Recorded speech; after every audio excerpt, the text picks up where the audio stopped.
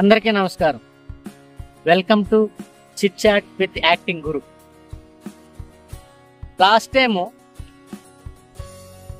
క్యారెక్టర్స్ని mask చేసుకోకూడదు, అలాగే you should project yourself అని కొన్ని విషయాలు మాట్లాడుకున్నాం కదా.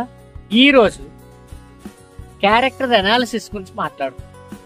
ఫర్ ఎగ్జాంపుల్, నువ్వు ఒక సినిమాలో ఒక మంచి లీడ్ రోల్కు ఏదో రోల్కి నువ్వు సెలెక్ట్ అయ్యావు. సెలెక్ట్ అయినోడు బేసిక్గా డైరెక్టర్ మీరు ఈ పలానా క్యారెక్టర్ చేస్తున్నారండి, ఈ క్యారెక్టర్ మీరు చేయాల్సింది అని చెప్తారు. చెప్పినప్పుడు మీకు ఆ క్యారెక్టర్ తాలూకు లక్షణాలు అంటే మొత్తం స్టోరీ ఏంటనేది మీకు కొంత ఐడియా వస్తుంది డైరెక్టర్ ద్వారా.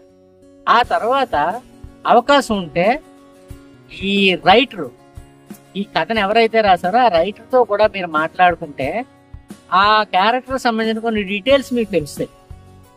దాన్ని బట్టి మీరు ఆ క్యారెక్టర్ అనాలిసిస్ చేసుకోవాలి. అసలు క్యారెక్టర్ అనాలిసిస్ ఎందుకు చేసుకోవాలి, అది అవసరమా? తప్పకుండా అవసరమే.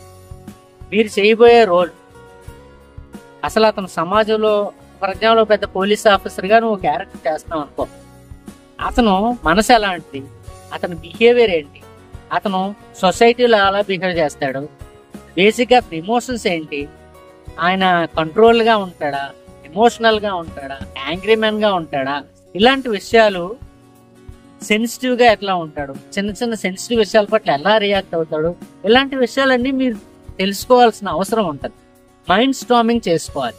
ఫర్ ఎగ్జాంపుల్, ఆ క్యారెక్టర్ తాలూకు psychological aspects, emotional aspects, social aspects, financial aspects, family పరమైన ఆస్పెక్ట్స్, ఈ ఆస్పెక్ట్స్ అన్నిటినీ మీరు ఆలోచించుకోవాలి. నాకు ఎలా తెలుస్తాయి అని అనుకోకూడదు. As an artist mind storming చేసుకోవాలి. మిమ్మల్ని మీరు ప్రశ్నించుకోవాలి. ఏదైనా ఒక క్యారెక్టర్ చేస్తున్నప్పుడు మ్యాక్సిమం పాసిబిలిటీ క్వశ్చన్స్ని మిమ్మల్ని మీరు అడిగితే మీకు ఎక్కువ సమాధానాలు దొరుకుతాయి. అంటారు కదా మన పవన్ కళ్యాణ్ గారు, ప్రశ్నిస్తున్నాను. అది చాలా పెద్ద ఫిలసాఫికల్ వర్డ్. ప్రశ్నించాలి. ఆ ప్రశ్న అనేది మీకు ఎవరో సమాధానం చెప్పకపోయినా మీరు ప్రశ్నించుకుంటే మీ సబ్ కాన్షియస్ మైండే మీకు సమాధానం చెప్తాయి. ఫర్ ఎగ్జాంపుల్, అదే పోలీస్ ఆఫీసర్గా అమ్మా నాన్నలతో ఆ పోలీస్ ఆఫీసర్ ఎలా బిహేవ్ చేస్తాడు, తన పిల్లలతో ఎలా బిహేవ్ చేస్తాడు, తన అత్తమామలతో ఎలా బిహేవ్ చేస్తాడు, తన భార్యతో ఎలా బిహేవ్ చేస్తాడు, తను లోన్లీగా ఉన్నప్పుడు ఎలా బిహేవ్ చేస్తాడు, సొసైటీలో ఉన్నప్పుడు ఎలా బిహేవ్ చేస్తాడు, అలాగే తనకన్నా పెద్దవాళ్ళతో ఉన్నప్పుడు ఎలా బిహేవ్ చేస్తాడు, తను పోలీస్ ఆఫీసర్గా యూనిఫామ్ వేసుకున్నప్పుడు ఎలా బిహేవ్ చేస్తాడు, తన సబార్డినేట్స్తో ఎలా బిహేవ్ చేస్తాడు, తన సుపీరియర్స్తో ఎలా బిహేవ్ చేస్తాడు, ఇలాంటి విషయాలన్నీ నువ్వు ప్రశ్నించుకొని సమాధానాల్ని ఇమాజిన్ చేసుకోవాలి. ఆల్రెడీ ఆ క్యారెక్టర్ గురించి నీకు కొంత ఇన్ఫర్మేషన్ డైరెక్టర్ గారి ద్వారా, రైటర్ ద్వారా వచ్చింది కదా. సో అలాంటి లక్షణాలు ఉన్న క్యారెక్టర్లు ఎవరన్నా నిజ జీవితంలో ఉంటే, రియల్ లైఫ్లో ఉంటే, వాళ్ళని నువ్వు స్టడీ చేసుకుంటే ఇంకా మంచిది. సో ఈ ఆస్పెక్ట్స్ అన్నిటినీ నువ్వు స్టడీ చేసుకుంటే నీకు ఒక కంప్లీట్ నువ్వు చేయాల్సిన క్యారెక్టర్ తాలూకా బిహేవియర్ అంతా నీకు తెలుస్తుంది. సో బేసిక్గా కోపంగా ఉన్నప్పుడు ఎట్లా ఉంటాడు, ప్రశాంతంగా ఉన్నప్పుడు ఎలా ఉంటాడు, నిద్రపోయేటప్పుడు ఎలా ఉంటాడు, మార్నింగ్ ఎంత యాక్టివ్గా ఉంటాడు, ఇలాంటి విషయాలన్నీ కూడా మ్యాక్సిమం పాసిబుల్ క్వశ్చన్స్ అన్ని మీరు అడగాలి. ఎవరిని అడుగుతారు? మిమ్మల్ని మీరే అడగాలి. అడిగితే మీ సబ్ కాన్షియస్ మైండ్ మీకు ఆ సమాధానాలన్నీ మీకు చూపిస్తుంది ఏదో సందర్భంలో, లేదంటే మీ మనసు కనిపిస్తుంది, మీ సిక్స్ సెన్స్ కనిపిస్తుంది. దాన్నే మైండ్ స్టార్మింగ్ అంటారు. క్వశ్చన్ చేయండి. క్వశ్చన్ చేస్తే ఆ క్యారెక్టర్ నుంచి ఏదో విధంగా ఇన్ఫర్మేషన్ మీకు అందుతుంది.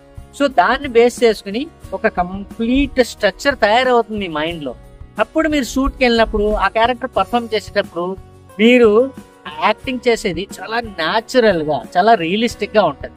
అదే మీ ఏ స్టడీ చేయకుండా, ఇదిగోనండి యాంగ్రీ యంగ్ మ్యాన్ క్యారెక్టర్ అండి, పోలీస్ ఆఫీసర్ అండి, మీరు ఎలా చెయ్యాలని అంటే మీరు ఏ స్టడీ చేసుకోకపోతే మీరు ప్రాపర్గా రియాక్షన్స్ ఇవ్వలేరు, ప్రాపర్గా మీరు ఎమోషన్ చూపించలేరు. అది అస్సలు న్యాచురల్గా ఉండదు. సో ఈ క్యారెక్టర్ అనాలిసిస్ అనేటటువంటిది very very very important. Acting ఆస్పెక్ట్లో ఇది చాలా ఇంపార్టెంట్. సో ఈ విషయాలు గుర్తుపెట్టుకొని మీకు ఏదైనా అవకాశం వస్తే ఈ కాన్సెప్ట్స్ అన్నీ మీరు మైండ్లో పెట్టుకొని ఫాలో అవుతారని నేను గెస్ చేస్తున్నాను. I wish you all the best. Thank you.